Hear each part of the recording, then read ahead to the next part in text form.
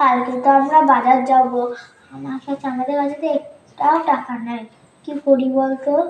হ্যাঁ, তাহলে বাবাকে চাইলে আবার দেবেও না, তাহলে বকে ঝেড়ে দিই।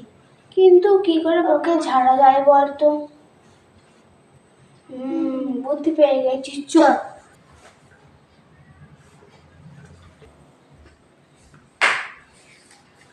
বাবা, বাবা কি করছো? বাবা কি করছো?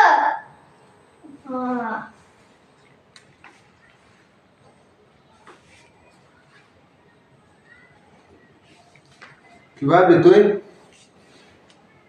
খুব সিয়ানা ভাবছি না?